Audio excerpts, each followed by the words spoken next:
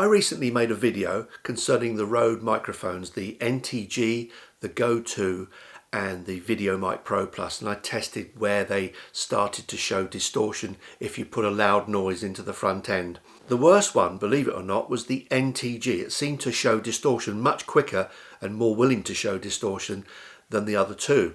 Rode wrote a very kind response, a very lengthy response, describing all the microphone types and how they show different characteristics, etc. And that distortion can basically happen in three places. One, in the capsule, where they say it's very rare. Two, in the electronics of the microphone. And three, at the camera. The first area is the capsule. To get to 120 dB maximum SPL, you've got to be very loud and on top of the camera, which is what I was doing.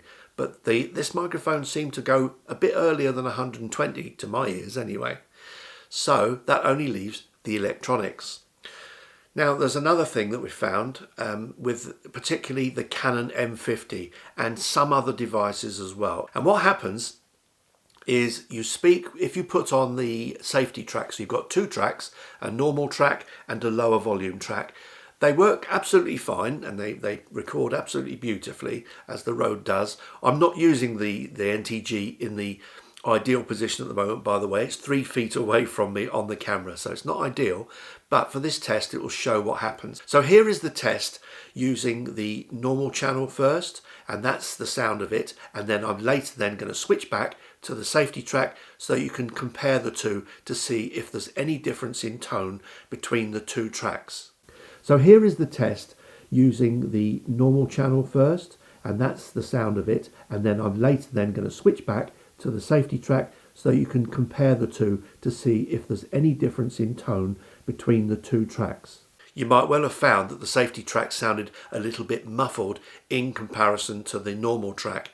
If you're good at editing, that's not going to be a problem, but if you're someone who's not comfortable with editing audio in post, that might be a thing to consider, because if you're going into a Canon M50, that's what you actually do get.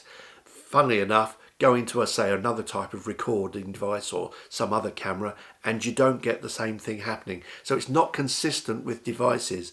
If you are using that safety track, maybe it might be an idea to test it first on your camera to make sure that you're not getting the same effect.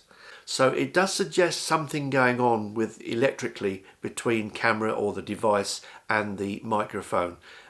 Hopefully, if it is a problem to some people, it can be fixed eventually via some kind of update. I don't know, but you may have heard a difference there. I hope to see you next time. Cheers for now.